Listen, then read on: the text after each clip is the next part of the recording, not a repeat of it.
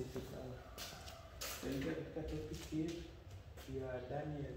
Leo kwa Daniel chapter 9, si ndio?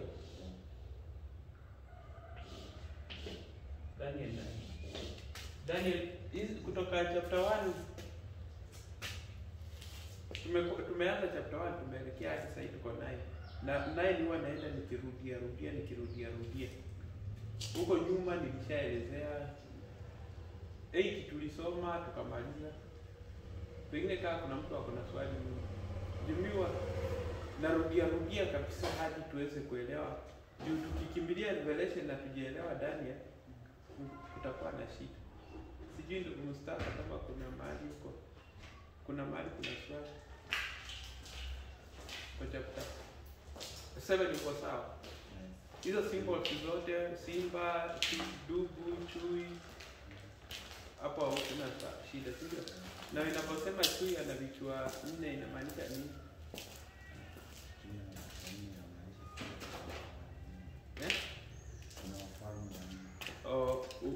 Ugiriki uligawanyika mara 4, si ndio? Okay.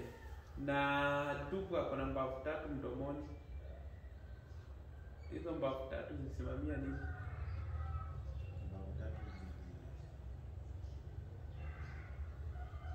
Juu dubu alipotoka majini alionekana akiwa na mbavu 3 mdomoni.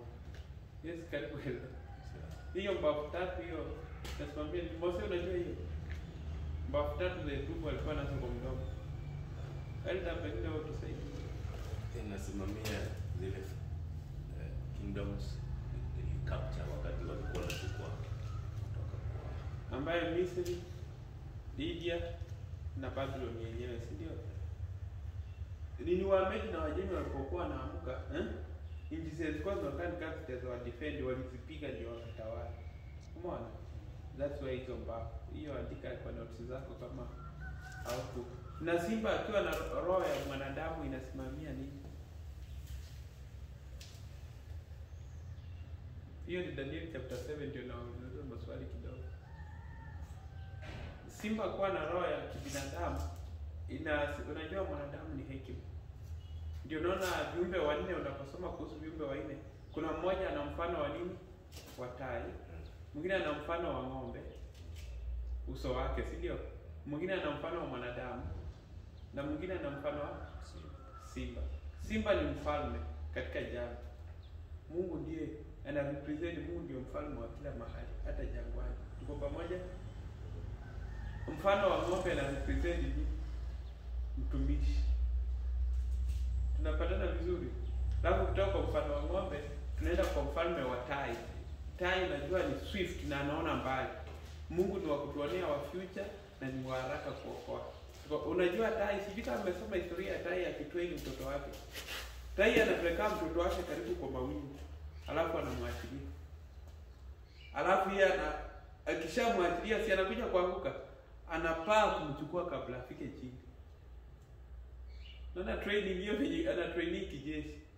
So tai tunamtoa. So Mungu anakuwa mwenye kuona mbali na mwenye kutuokoa. Alafu tunarudi kuna mwenye ana uso wa mwanadamu, sio? Mwanadamu ni mwenye hekima. Mungu ni mwenye hekima. Umeona? Na pia na represent wanadamu. That's why hizo viumbe na describewa katika siona kama zimedescribe hali zote za uumbaji.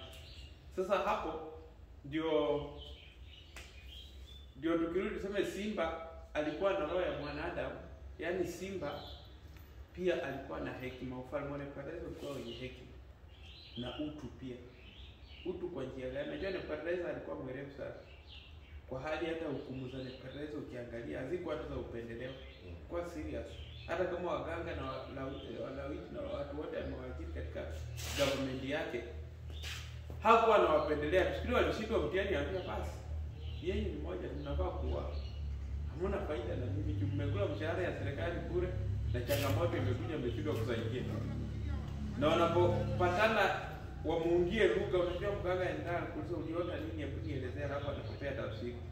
How sure are you amekudanganya? Lakini ameeleza kama niliota na nimesahau, naomba mnipatie mnikumbushe. Hawaki. Hiyo iko Daniel. Wakaambia lenye nawapasa ni moja tu, ni muuawe kuondolewa kabisa na kufanywa njia, yani na maana hata nyumba zenu mishahara mnanipata sasa. Haya sasa hapo tukitoka hapo chapter 8. Chapter 8 tulisema pembe. Kuna pembe moja ilitokea. Beberu alikuwa na kwa chapter 8 tunaona beberu anapigana na kondoo mwenye pembe ngapi? Pembe mbili, si ndio? Beberu alikuwa na pembe ngapi? Moja. Akapiga kondoo, si ndio? Mwenye pembe mbili, akawa hakuna mtu wa kumsaidia. Huyu beberu alisimamia ufalme gani? Beberu alisimamia ufalme gani? Darius ni mfalme, si ufalme. Beberu ni Greece. Darius ni mfalme, not ufalme. Alafu wao ni mfalme wa Greece. Hata si wa Beberu. Darius ni wao. Haya, Darius wa Medi na Wajemi, ufalme kondoo. Pembe mbili zilisimamia nini? The two kings. Alikuwa na yes. Wa Medi na Wajemi walipotawala, yani ilikuwa ni makabila mawili yalitawala kama moja. Mbona wakafananishwa na kondoo? Wa Medi na Wajemi hawakufananishwa. Jukulu wamefananishwa na dubu, lakini Mungu tena akarudia akawaelezea tena kama kondoo. Mtaweza sema aje? Kuna hapo kwao ndio Mungu anatumia Cyrus kurudisha wana wa Israeli. Kuna character za mwana kondoo ndani yao. Character za mwana kondoo kama gani? Kusaini barua wana wa Israeli wafanye nini? Warudi kwao na kuijenga. Unajua waliijenga. Hebu soma nini? Ezra waanzie chapter 1, anzia verse 1.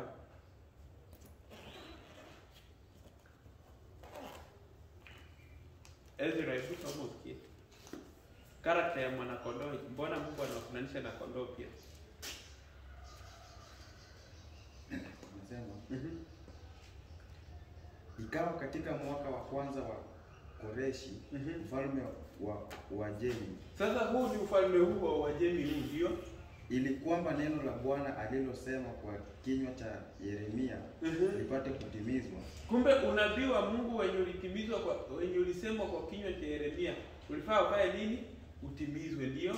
Bwana akamwamsha roho yake Koreshi. Kumbe Bwana kuna siku Mungu aliacha Wayahudi. Unabii wenye alitabiri ndani ya Wayahudi akaenda kwa Myunani. Koreshi hakuwa Myahudi. Akatimiza neno la twende. Hata akapiga mbiu katika ufalme wake wote. Ndio. Akaiandika pia akisema. Sasa Koreshi anapopiga mbiu ni roho ya nani inamuongoza? Mtu akiwa na roho wa Mungu ndani yake anaitwa aje? Kondoo wa Mungu. Si ni kweli? Ukiwa na umejazwa na roho, siwe ni kondoo wa Mungu. Tuendelee. Koreshi, mfalme wa Uajemi akasema hivi. Ndio. Bwana Mungu wa mbinguni. Hapo hubiri bwana mwingine. Unasikia huyu ni mfalme tu, ni Myunani. Anasema Bwana Mungu wa mbinguni amenipa falme zote za dunia. Si lazima anasema yeye hakuongea kama Nebukadneza. Nebukadneza alikuwa anajua ni kwa nguvu zake. Lakini Koreshi, Nebukadneza alitubu ndio akajua ni Bwana anapeananga. Koreshi anasema Bwana Mungu wa mbinguni amenipa falme zote za dunia, ndio. Naye ameniagiza nimjengee nyumba katika Yerusalemu. Wewe unasikia mwanaume anapoongea maneno kilia hivyo? Wewe unafikiria ni mtu wako kuongea na Mungu? Ni Mungu alimwangelesha. Ina maana Koreshi atakuwa wapi? Kwa ufalme wa Mungu. Ukifika mbinguni kuna uwezekano ukimwona Nebukadneza utamwona pia Koreshi. Rumi gejai toa mtakatifu. Rumi bora kabisa. Tuendelee. Basi kila mtu katika ninyi nyote mlio watu wake. Bwana Mungu na awe pamoja naye na akwe mpaka Yerusalemu. Unasikia pia nyinyi mlio katika watu wa nani? Huyo Mungu. Yaani huyu ni mchungaji, huyu ni president, ni king na ni mchungaji. Unasikia maneno anahubiri hiyo. Ni na ukweli ameongea na Mungu. Ndio?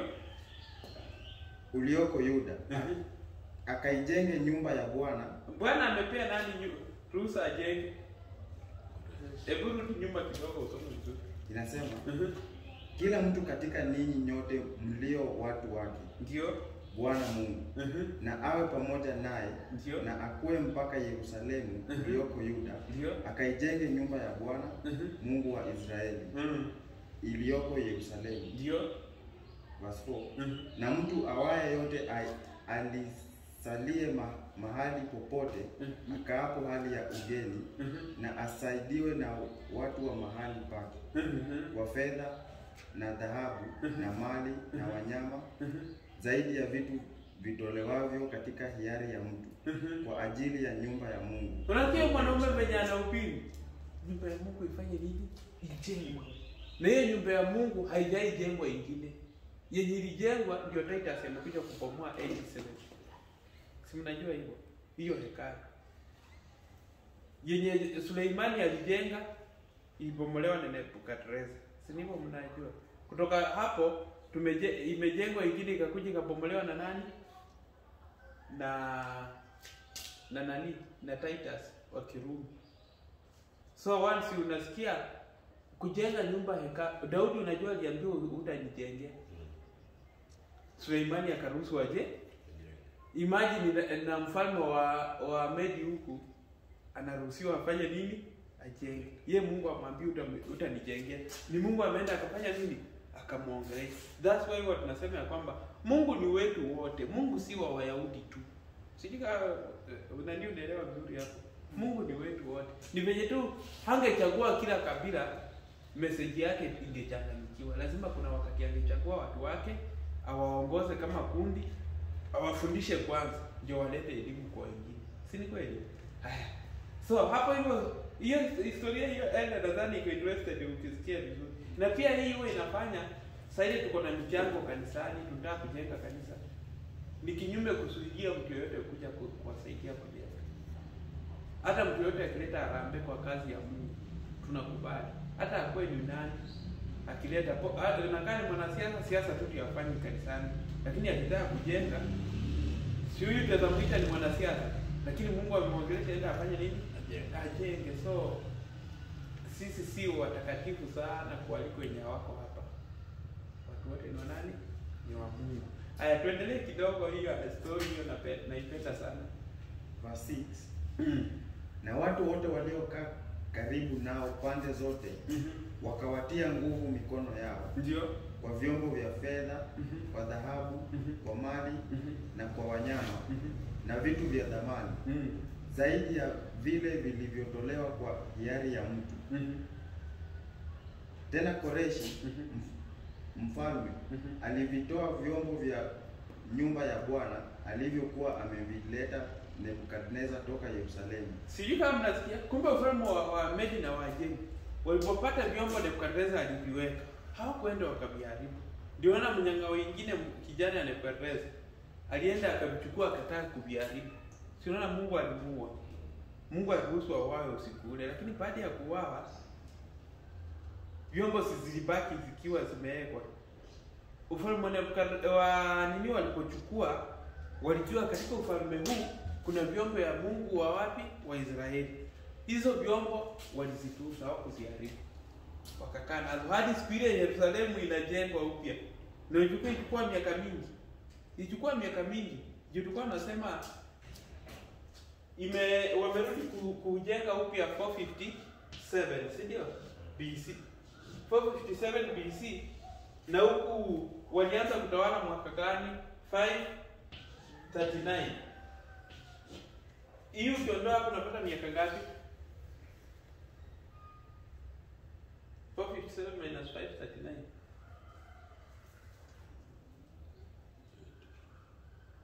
82.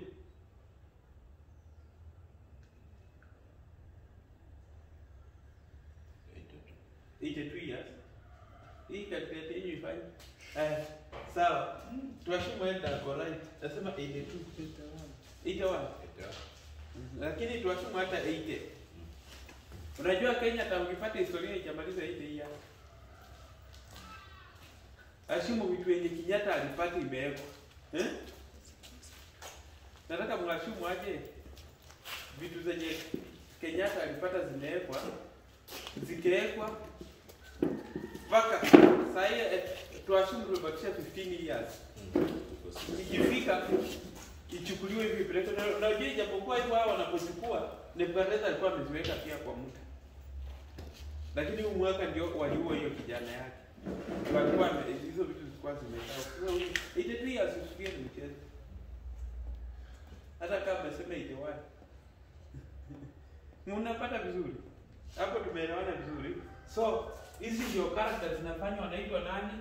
Mwana kondoo. Na ukitaka kujua kusoma Daniel 6:26. Daniel 6:26 usikie Dario anapoongea. Anasema Unajua hapa hata ni mawaziri wake tu aliwekelea Daniel maneno atungwe kwa tundu la simba. Lakini ukianza nyuma Dario hakulala. Hakuwa na amani usiku. Ina maana leader wa ufalme huo, na unajua ni Dario mwingine, si yule mwenye aliruhusu pia vyombo. Umeona? Huyu ni mwingine. Yaani hiyo kizazi cha wao makings waliheshimu Mungu wa mbinguni. Twende Daniel 6:6. Mimi naweka amri. Sikia Dario anaweka amri Ya kwamba katika mamlaka yote ya ufalme wangu watu watatetemeka na kuogopa mbele za Mungu wa Danieli. Ndio. Maana yeye ndiye Mungu aliye hai. Unasikia mwanaume venye anaongea? Mimi naweka sheria watu wataokopa na kutetemeka mbele ya Mungu wa Danieli. Maana yeye ndiye Mungu aliye hai, adumuyu milele, na ufalme wake ni ufalme usioharibika. Hiyo course hiyo kwa ndio hiyo elimu Nebukadneza ilimkosti 7 years kwa msitu. Ndio aelewa hiyo. Lakini huyu hajapelekwa msitu, amechukua ufalme na anaongea akijua ni Mungu aliye hai, Mungu aishie. Ni Mungu wa nani? Wa Daniel ndio. Na mamlaka yake itadumu hata mwisho. Unasikia venye anasema? Si yangu, anasema yake. Lakini Nebukadneza unasikia kwa anasema mimi yangu. Mungu yani alikuwa anaongea akijirifaa kwa ufalme wangu, sanamu yangu. Ndio malizia hapo chini. Usikia ujumbe wenye anatuma. Yeye huponya na kuokoa. Hutenda ishara na maajabu mbinguni na duniani. Ndio. Ndiye aliyemponya Danieli na nguvu za simba. Ndio. Basi Danieli huyo akafanikiwa katika enzi ya Dario. Oh, sawa, hata hivi. Simezia jinsi Dario. So character nyingi hapa. Sote tunasema hekalu la kwanza Myahudi alijenga, la pili likajengwa na mtu wa mataifa. Kulingana na hiyo context, si ni kweli? Hata Ezra kama aliongoza kulijenga. Maana kwa nini Mungu angeruhusu Dario direct aenda ijenge direct? Wayahudi walikataa kuingia. Maana walijua wangeliita najis. Lakini waliruhusu Myahudi wao wafanye nini? Ajenge. Ezra na Nehemia. Ukitaka kupata hizo habari vizuri, ukisoma kitabu cha Ezra na Nehemia utapata. Si tumeelewana vizuri? Na Yeremia alikuwa ametabiri. So kwa nyuma tutakuwa tunarudi nyuma kidogo tukiokota point. Si ndivyo? Kuna point nyingine tulisoma lakini hatukuwa tumezipanua.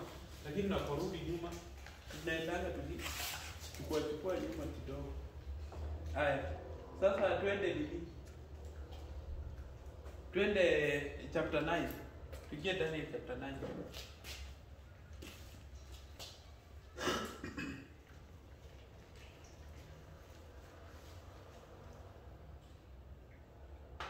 Daniel 9. Mstari nani unasoma vizuri? Kama wewe school fees kupotea.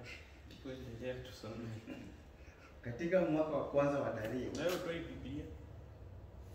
Ama ni basi umeingia. Daniel 9.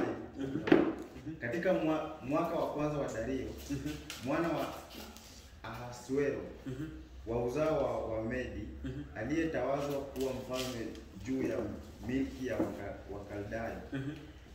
Katika mwaka wa kwanza wa kumiliki kwake, mimi Danieli kwa kuvisoma vitabu. Sikia, mimi Danieli kwa kuvisoma vitabu nalifahamu hesabu ya miaka ambayo neno la Bwana lilimjia.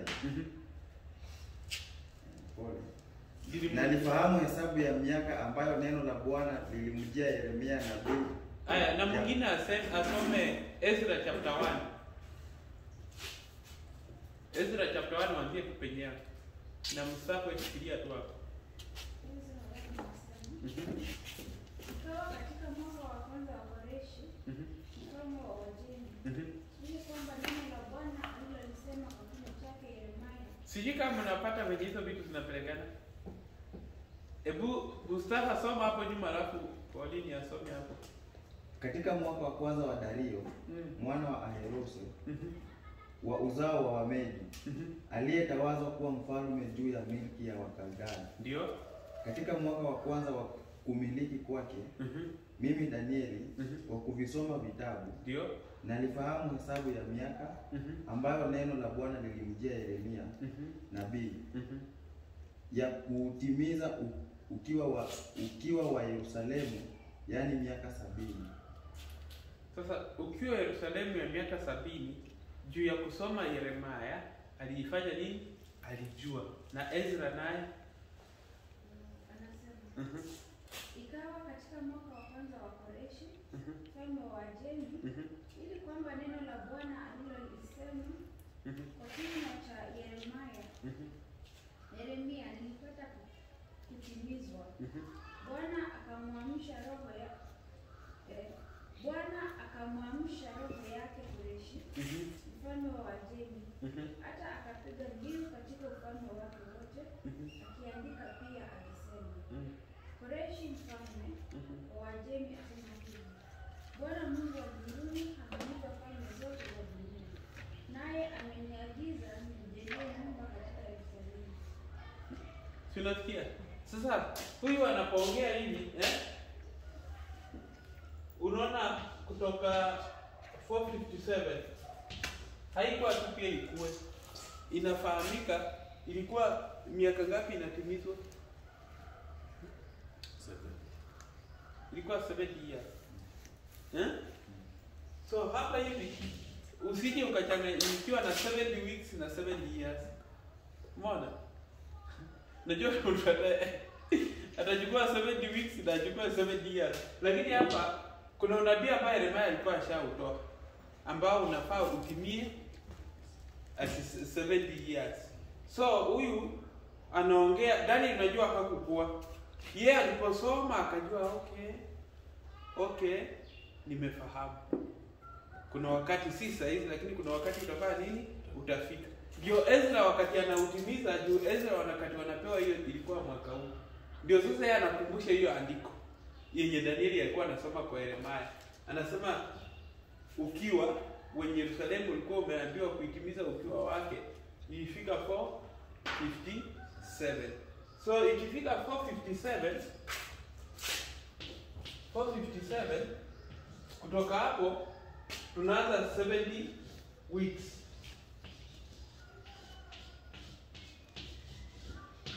Na hapo ilikuwa years. Sijui kama tunapatana vizuri. Hii mwaka ilikuwa inatabiri unabii wa miaka 70. Ikafika 457. Sheria ikatolewa, wana wa Israeli wafanye nini? Warudi warebuild. Kutoka hapa hivi tunaanza 70 weeks. Hiyo nabii ya 70 weeks ndio sasa tunaendelea kuisoma, tutaisoma. Lakini muelewe hivi. Chapter 9 inajibu swali la Daniel 8 verse 14 ambalo Mungu alimwambia hadi siku 2000 na ngapi na 500 ndipo patakatifu watafanya nini?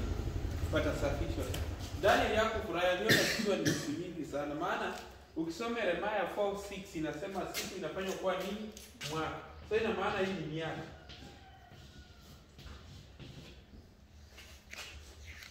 Kwa mfano sasa wale wenye tunasumbuana CRVC mambo sasa hivi waambiwe hii kesi ya CRVC itaisha after 50 years.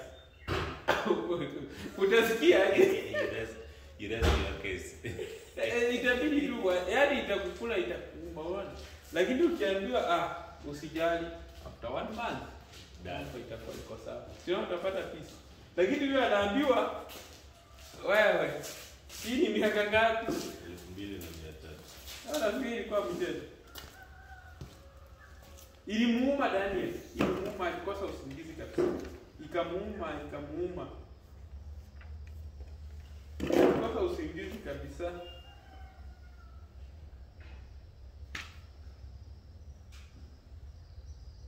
alikosa usingizi kabisa. So hii Daniel baada ya kukosa usingizi hivi, ndio sasa swali hili ndio alikuwa nalo. Ndio kwa chapter 9 tunapomaliza hapo aliingia kwa maombi. Hebu sasa tuendelee na chapter 9 usikie sasa maombi ya Danieli. Twende tu taratibu hadi tujibu.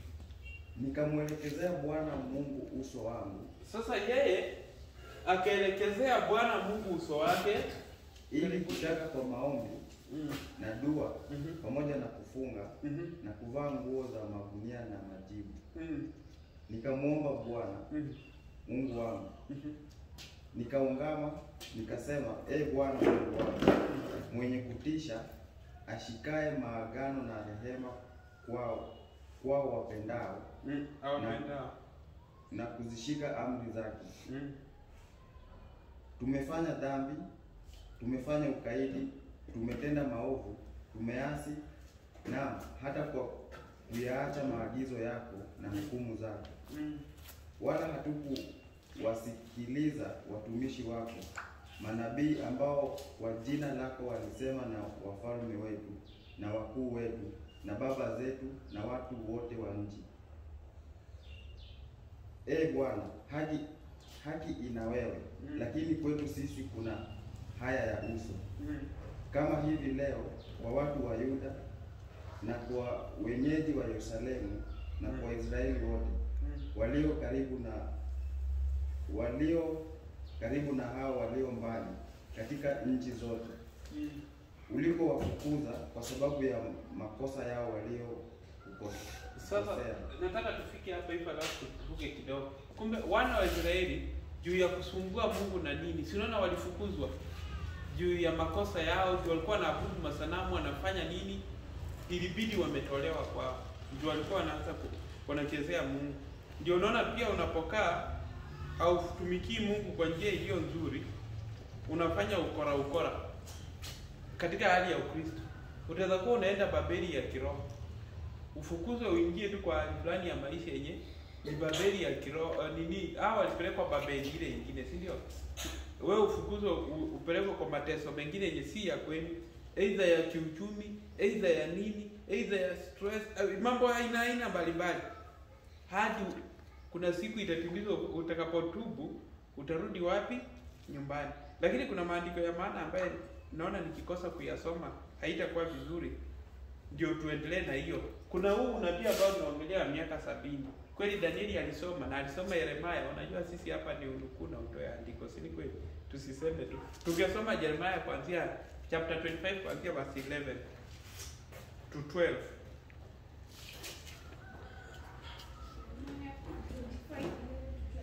Soma. Na nchi hii yote pia itakuwa ukiwa, na kitu cha kushangaza, naye mataifa haya watamtumikia mfalme wa Babeli miaka 70. Na itakuwa miaka hiyo 70 itakapotimia, nitamwadhibu mfalme wa Babeli na taifa lile, asema Bwana, kwa sababu ya uovu wao. Nayo nchi ya Wakaldayo pia, nami nitaifanya kuwa ukiwa wa milele. Umesikia? Mungu anasema miaka 70 ikifika, umefikisha nini? Hebu enda 29 verse 10, chapter 28 verse 10. Maana Bwana asema hivi, Babeli utakapotimiziwa miaka 70. Yeremia bado. Babeli utakapotimiziwa miaka ngapi? 70. Nitawajilia ninyi na kulitimiza neno langu jema kwenu kwa kuwarudisha mahali hapa. Sijui kama mnaelewa hapo. Sasa hizi ndio maandiko zenye Daniel alikuwa anasoma. Akajua kumbe miaka 70 itakapofika nitawajilia na kuwarudisha wapi? Nyumbani. Na sasa unaona Mungu pia hangeendea kwa mtu wa kawaida, ilibidi aendee kwa mfalme. Ndio na Dario anapoongea ni Mungu ameenda kumtumia juu ni mtumishi wake. Hapo umeelewa vizuri? Sasa hatuongelei 7 years zilitimia wakati huu. Umeona? Sasa hapo ukitaka kujua hii kalenda hii unafanya 457 plus 70. Hebu fanya hivi 457 plus 7. 457 Hmm? plus 7. Hmm. 527. So tunasema huu unajua ianza kwa si unajua tunasema plus juu ina minusiwa. Lakini ingekuwa inaongezwa tungesema minus. Sasa ina maana huu unajua 7 years ulianza kuhesabiwa lini? Mwaka huu. Ukakuja ukafika hapa ukatimia. Tunapatana vizuri. Si inaingiana kabisa. Sasa ndio atuongelei huu was 7 years. Sasa hii maana hii historia yake ni fupi na imefika katika utimizo wake. Sasa tunaongelea nini? 70 weeks ndio tunaenda kuongelea. Hapo tuko pamoja? Haya, sasa tuteremke sasa na Danieli chapter 9. Sasa tuende taratibu maana hayo maandiko Danieli alikuwa anasema tushaangalia. Daniel 9 verse 10. Twende. Wala hatukuitii sauti ya Bwana kwa kwenda katika sheria zake alizoziweka mbele yetu kwa kinywa cha watumishi wake. Naam, Israeli wote wameihalifu sheria yako kwa kugeuka upande. Wasisikize sauti yako. Basi kwa hiyo laana imemwagwa juu yetu na uwepo ule ulioandikwa katika sheria ya Musa mtumishi wa Mungu kwa sababu tumemtenda dhambi. Naye ameyadhibitisha maneno yake aliyoyanena juu yetu na juu ya waamuzi wetu waliotuamua kwa kumletea mambo maovu makuu. Maana nchi ya mbingu zote halikutendeka jambo kama hili. Unajua sasa hapo anatubu na anasema waamuzi. Waamuzi wa Israeli ndio walileta shida kubwa katika taifa. Ndio unaona Israeli ya kiroho ya saa hii kanisa la Mungu Seventh Day Adventist. Ndio unajua pia waamuzi wetu wataweza tupeleka wapi? Gizani. Na Mungu so waamuzi wetu kwa njia hii kanisa yani ni wale wanatuamulia katika uongozi wa juu mambo ya kiroho. Juu hawa walikuwa wanaamua taifa na kanisa ilikuwa kitu moja. Sasa saa hizi tuko na wale waamuzi tumebaki nao ni wa mambo ya kiroho tu. Lakini sasa kwa context hii yenye tunaongelea hapa wenye waamuzi wanaoamua mambo ya kiroho sio ndio waliingiza Danieli katika taifa la Israeli kumkosea Mungu. Sasa sisi tulio Waisraeli wa kiroho tuna pia waamuzi wetu ambao wataweza tuingiza kwa mambo ya nini? Ya kumkosea Mungu. Sasa tunarudi Danieli anapotubu. Anatubu dhambi za waamuzi ama anatubu za Israeli nzima? Juu utapata wametuingiza na hata utajipata kuna dhambi inakuguza, kuna mambo juu ya wao wakatuingiza katika hali ya nini? Ya dhambi. Sasa tukitubu, unatubu kwa ajili ya Israeli, unatubu kwa ajili yako pia. Tuendelee.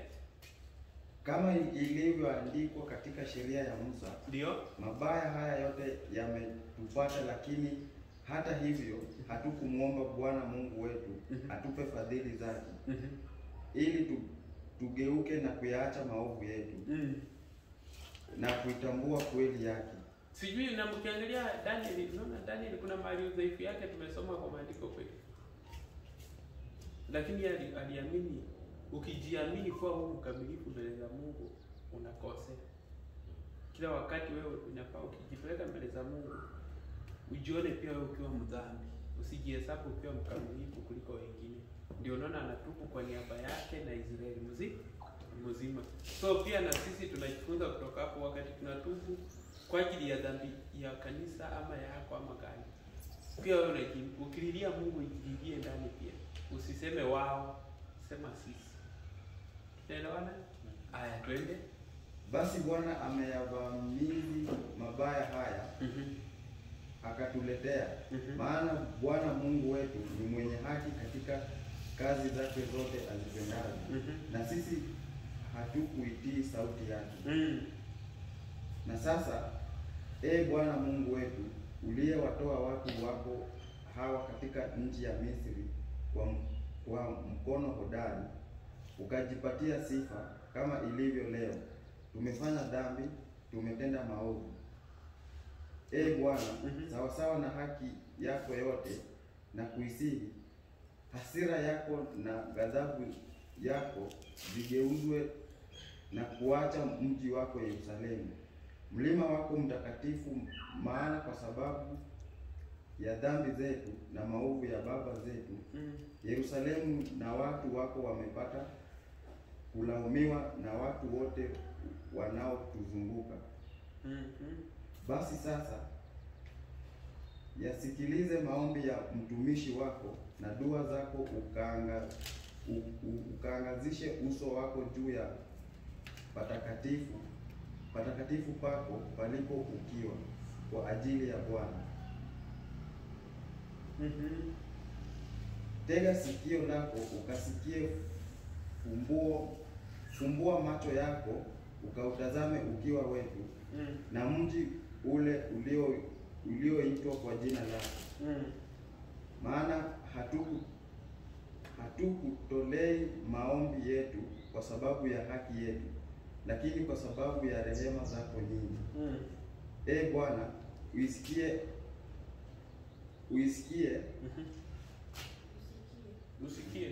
Bwana, usikie. Bwana, usamehe. Bwana, usikilize. Ukatende, usikawie kwa ajili yako wewe. Mungu wangu, kwa sababu mji wako na watu wako wanaitwa kwa jina lako. Majuma 70. Nafika tu hapo kwanza. Sasa sijui tumeongelea hii. Tunaona hii historia hii ya 70 years inaandamana na maombi na nini. Daniel kwa maombi yake hapa hakuwa anaombea hii. Unajua hata ningekuwa ni mimi mwenye kupanga chapter, ningepanga chapter zikuwe 13. Ningesema hii Daniel chapter 8 chapter 9 iko na 70 years. Alafu niende chapter 10 niweke 70 weeks. Sijui kama mnanipata vizuri. Sasa hapa juu kuna unabii wenye Israeli wengi waliongelea, Isaya aliongelea, Zakaria aliongelea, wengi walikuwa na ya paka Israeli, unaona? So katika Israeli kama kuna baadhi ya unabii walingoja wakauongelea, ni kama sisi wakati tunaongelea mambo ya 1844. Sio tumeiongelea sana. Lakini hatuongelei hii maana ilitupita tu. Hebu pia naomba pia waangalie Zakaria 1:12. Zakaria 1:12 uteremke kidogo. Usikie pia Zakaria Mungu anapomwongeleshia kupitia kwa hii maneno ya nini? Zakaria 1:12 inasema. Ndipo yule malaika wa Bwana akajibu akasema. Ndio? Bwana wa majeshi. Hata lini utakataa kurehemu Yerusalemu? Tunasikia anasema hata lini utakataa? Juu alikuwa anatarajia warehemiwe, ndio? Na miji ya Yuda ulioikasirikia miaka hii 70. Naye Bwana akajibu yule malaika alisema nami kwa maneno mazuri. Ndio? Maneno yenye faraja. Basi yule malaika aliyesema nami akaniambia, haya, piga kelele na kusema, Bwana wa majeshi kusema hivi. Ndio? Naona wivu kwa ajili ya Yerusalemu. Na kwa ajili ya Sayuni. Naona wivu mkuu sana. Kumbe kuna wivu mkuu ambaye inamsumbua Mungu juu ya nini? Ya kanisa lake pia. Ndio tunasema hivi, unaona wenye tunahangaika hivi vita makanisani sijui nini. Si ati Mungu anafurahia. Pia Mungu anaona wivu ulio mkubwa sana. Na hayo mambo yanamuudhi Mungu. Mungu afurahii. Na mwisho yake yatazaleta shida kubwa sana wakati utaonekana wewe ndio unachangia kuliharibu kanisa la Mungu. Hasira ya Mungu itakuwakia mbaya sana. Ndio tuendelee kidogo. Nami ninawakasirikia sana malaika wanaokaa hadi ya raha. Kwa maana mimi sikukasirika ila kidogo. Na wao waliyahimiza mateso. Kwa sababu hiyo Bwana asema hivi. Ndio? Ninaurudia Yerusalemu kwa maneno mengi. Nyumba yangu itajengwa ndani yake.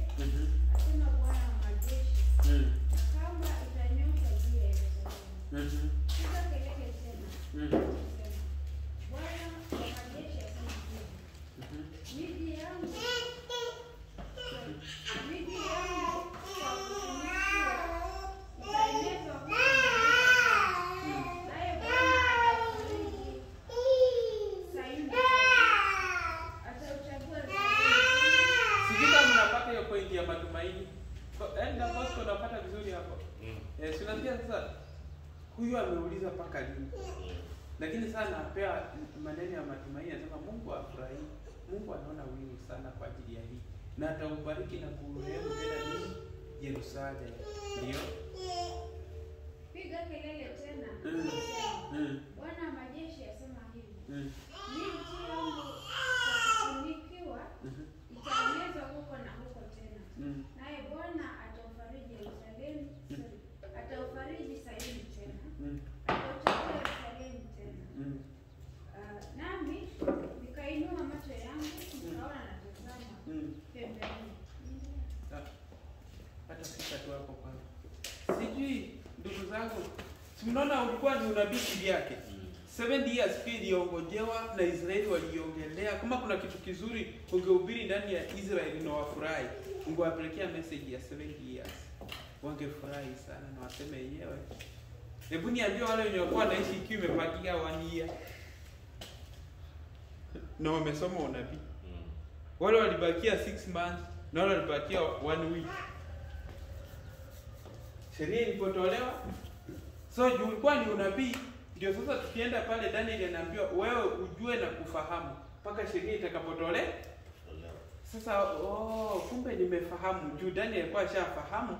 Sasa Mungu ndio ajibu chenye kilikuwa kimeulizwa kwa Daniel 8:14, ndio anakuja direct kumwambia ujue juu Daniel anafahamu kuna miaka 70. Enda niokaa unainua mkono. Wakati 70 years iliisha Yes. hawakutoka immediately. Ni kama ilibidi tena waende waombe wasii kwa nini hawajatoka. Ni kweli because naona ukisoma Nehemia nauliza 70 weeks around hatujapata statement. Ndio ukisoma Nehemia hapo teremka anaenda akienda kuserve king ata Texas. Yes. King anamuuliza mbona ako na huzuni. Ndio anaweka maombi kwa waruhusiwe waende. Ndio. Kuna uwezekano 70 weeks iliisha na Mungu act immediately, alingoja hawa tena wao wenyewe watumia akili zao warudi kwa wamesoma. Yes. Washikanishe ndio warudi. Ndio wamesoma unabii. Sasa kuna hatua ndio unajua kuna wakati inafika umeambiwa ikifika saa 6 na dakika 10 mtaenda bana. Lunch ndio wakujia hapo mtaiende. So kuna saa inabidi ufanye nini? Muiende, lakini ikifika na wamekaa tu. Siona hawa watu watajishika. Lakini sasa ile point iko tushike na tuelewe ni ya kwamba hadi sheria itakapofanywa nini? Itakapotolewa. Hiyo ndio underline. Enda kwa sawa kwa chenye anasema, lakini kuna unabii yenye tumesoma leo ya 7 years. Ndio tunaingia sasa ya 70 weeks. Umeona? So hii 7 years ilifika wenye walisoma, hata Danieli alielewa. Ikafika wenye walifuatilia ikafika, lakini wakaona si tungekuwa so walitarajia ndani yao wenyewe wa mwisho ukuje, lakini Mungu ameenda kutumia nani? Mfalme Ataksa. Lakini Mungu aliponena na yeye akafanya nini? Akawaruhusu wafanye watoto. Lakini anapofanya hizo sheria zilikuwa hata kings walikuwa washafanya nini? Andika. Hao watu wafanye nini? Warudi kwao. So hata wao wanapojaribu ajua huenda ni siri tu. Si kitu kwa katiba ikiwa ama kwa sheria inatopolewa kwa polepole wanasema kwa andika kuna siku inafaa mrudi kwe. Sasa wanatia bidii kusoma maandiko. Wanasoma. Lakini inafika bado wamekaa. Wale wamsoma kukoaje. Haya. Hapa tumetoka sasa. Sasa tunaingia verse 25. Daniel 9:25. Na unajua tunaingia tu alafu penye itabakia tutakuja kuimaliza, maana tuko na dakika kidogo. Tutaenda tukaa dakika 10. Ikifika na 14 tuachie wenye watakuja chini sasa. Haya. Soma sasa. Si tulikuwa tumefika hapo? Tulikuwa tumefika 20. 20 ya. Twende. Juu 20 hadi na uso tu hii. Endelea hiyo 20. Basi hapo nilipokuwa nikisema na kuomba na kuiangama dhambi yangu na dhambi ya watu wangu Israeli. Tunasikia yeye anaungama dhambi yake na dhambi ya watu wake nini?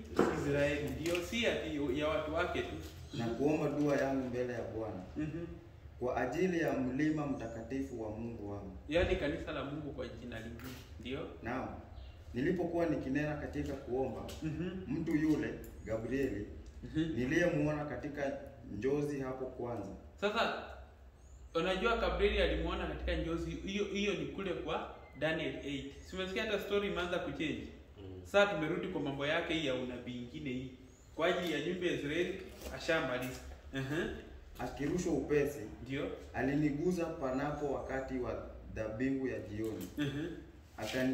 Akaniagiza, akaongea nami, akasema, Danieli, ndio nimetokea sasa, ili nikupe akili upate kufahamu. Mwanzo wa maombi yako ilitolewa amri, nami nimekuja kukupasa habari, maana wewe umependwa sana. Basi itafakari habari hii na kufahamu maono haya. Ndio. Muda wa majuma 70 umeamriwa juu ya watu wako. Sasa sikia. Na juu ya mji wako. Na juu ya mji wako mtakatifu, ili kukomesha makosa na kuishiliza dhambi na kufanya upatanisho kwa ajili ya uovu na kuleta haki ya milele na kutia muhuri maono ya unabii na kumtia mafuta yeye aliye mtakatifu. Basi ujue na kufahamu ya kuwa tangu kuwekwa amri ya kutengeneza na kujenga upya Yerusalemu hata zamani zake Masihi aliye mkuu, kutakuwa na majuma 7 na katika majuma 62 utajengwa tena pamoja na njia kuu zake na handaki. Naam, katika nyakati za taabu. Na baada ya yale majuma 62 Masihi atakataliwa mbali, naye atakuwa hana kitu, na watu wa mkuu atakayekuja watauangamiza mji na patakatifu, na mwisho wake utakuwa pamoja na gharika, na hata mwisho ule vita vitakuwepo, ukiwa umekwisha kukusudiwa. Naye atafanya agano thabiti na watu wengi kwa muda wa juma moja. Ndio. Na kwa nusu ya juma hiyo ataikomesha sadaka na dhabihu, na mahali pake litasimama chukizo la uharibifu. Na hivyo hata ukomo na ghadhabu iliyosudiwa imemwagwa juu yake mwenye kuharibu. Haya, sasa angalia hapa. Tumesema kutakuwa na juma 7, kutakuwa na majuma mangapi? 2, na kutakuwa na nini? Na juma moja. 1 week, ilikuwa tumeandika 7. 1 week. Alafu hii 1 week, nusu ya hiyo 1 week. Umeona? Nusu ya hiyo 1 week kuna mambo itafanyika. Na baada ya hiyo nusu kuna nusu nyingine tena. So nusu ziko mara 2. Sasa kuna nusu nyingine hapa bado. Tukienda kwa hapo 27 inagawia nusu 2. Hii juma hii inagawanywa ndani. Sasa ukisema 7 plus 62 unapata 69 plus 1 simefika 70. Na tunaongelea 70 weeks. Lakini hii plus 1 ndio Mungu amesema kuna event itafanyika hii juma ikiwa nusu na tena nusu. Umesikia? Hapo hiyo lugha tumeelewana vizuri. Haya. Msamu umeelewa hapo, nifute. Hapa nirudie. Kwa maelezo verse 25 kuanzia verse 24 kuna 70 weeks. Hii 70 weeks events zitatokea ndani ya 70 weeks. Mungu amezielezea mpaka verse 27. Akasema kutakuwa na majuma ngapi? 7. Kutakuwa na majuma 62 na kutakuwa na juma moja ambalo nusu ya juma hilo nusu ya hii juma kuna kuishirisha dhambi. Silivyo ameongea hapo.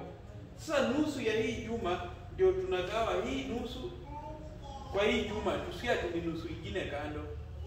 Juu tukihesabu si urabi moja, tubaki tukue na nusu mbili. Ama tufanye hivi. Unajua pia uwezo wa kuelewa. Hata waje nipunguze hii tu ikae karibu kidogo. Kuna 7 weeks, kuna 62 weeks. Waje niweka hapa hata dabi. Alafu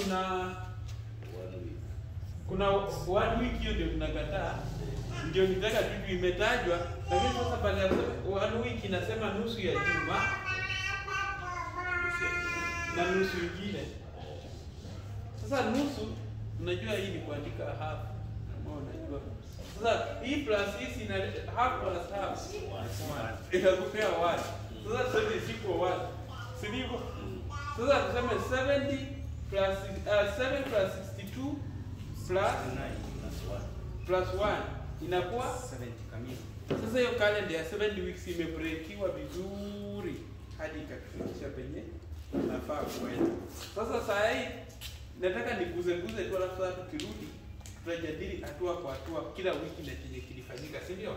Haya, hapo sasa tumetoka. Sasa turudi hapa. Hizi 7 weeks zilianza mwaka gani? Niambia ujue na kufahamu hadi sheria itakapotolewa lini? Kujenga upya Yerusalemu ambayo ilitolewa 457. Umeona? Sheria ilitolewa 457. Sasa hii 457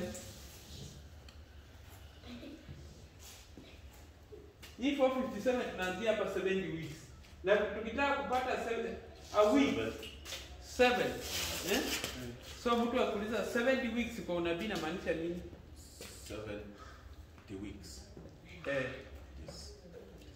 times 7. 70 times 7. Why times 7? Because it was 2 days. Itakuwa?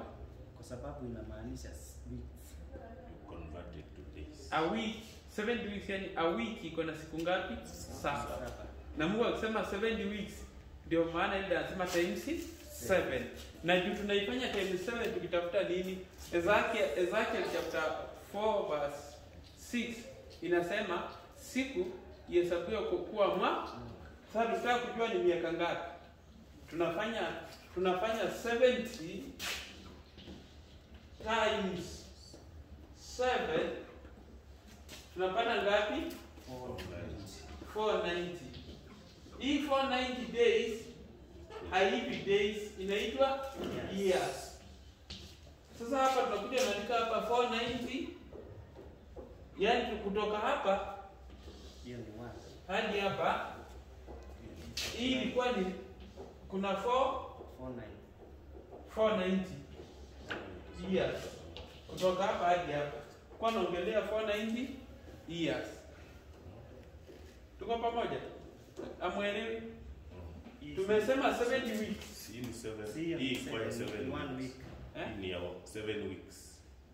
Mimi nimesema aje? Huko niko na 70 times 7. Nimenipea nini? 490. Nikasema 490 years. So ina maana huu unabidi ni hii diaphragm yangu inachora 490 inafaa ishia. Alafu kuna kuendelea. Ndio nikasema sasa tuseme hapa sasa ni years. Years.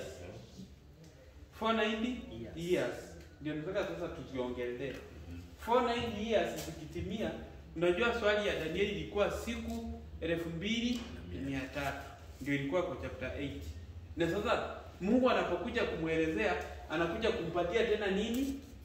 Habari za 490 years mbele. Ujue na kufahamu mpaka sheria itakapotole kutachukua. So ina maana Daniel chapter 9 470 na hii zote zinaishia wapi? Hapa. Umeona? Hii yani kwa 457 ni unabii ambao BC. Hapa tunaweka 70 weeks uanzia hapo na 2000 years ama days ambazo ni years, zote zinaanzianga wapi? Hapo. Sasa hapa kutoka hapo kwenda hapa 490. Hiyo ni nini? 49. Sio 490. 490 49 yote nimetoa ndugu yangu. kwa weeks. 7 weeks. Bibi hapa hakuna penye nimechora 70 weeks. Si unaona tu niko na 70, niko na 490. Nimesema hivi. Ana set question yake na anajibu. Endelea kuuliza vijibu. Sasa hii kutoka hapa hadi hapa juu hii miaka kama inaanzia hapa. Si ndio? Kuna 70 na kuna 2300. So hii 2300 tuna minus kwa hii maana miaka hivi inafanya nini? Inateremka. Hebu minus 2300. Minus 457. 457 si 47. Mm. 1843. Tunapata 1843. Na juu yake ilikuwa inashuka ikaanza kupanda. Si ndivyo? So tunasemanga plus 1. So hapa mwisho tunajipea hapa hivi tunajua tuko na 1844. Hapa mwisho. Umeona? Hapa ni 1844. Na hapa hii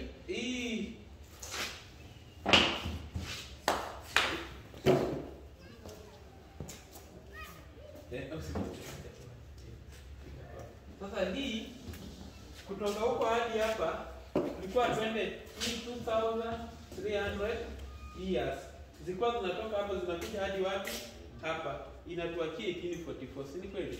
Na hii nayo ikitoka hapa ipi inatuachia wapi hapa? Tuone hapa tulikuwa mwaka gani. Sasa fanya aje 457 minus 490.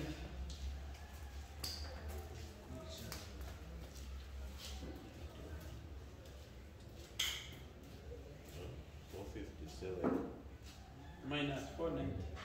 Nakupea negative.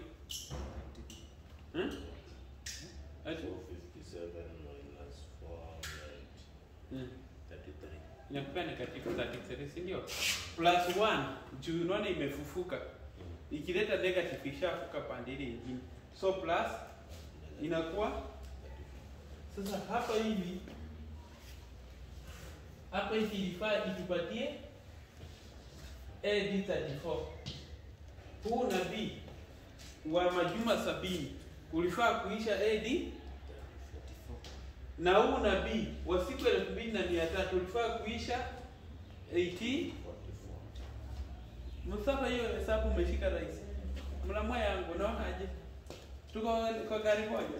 Sasa huu nabii wa 70 weeks ulitimia AD 34. Mari unasikia? Tukifika huko msipolijibu tutakuwa na vipi? 457 inaishia hapa. Nini 70 weeks na 23 days, 2300 days inaishia wapi? 1844. Sasa kitu tutarudi kufanya ni break 70 weeks, 62 weeks na half week. Umeelewa? Hapo ndio tutaendelea sasa kwa chapter 9. Juu muda wangu umepita. Elders, ningeomba mjipange muweze kuja. Lakini kabla uende wacha tuombe. Tuombe. Baba wetu na Mungu wetu, asante. Umetuamsha vizuri, umetufikisha hapo. Wiki yote nzima umetulinda, asante. Tunashukuru kwa sababu hata leo utaendelea kuwa nasi.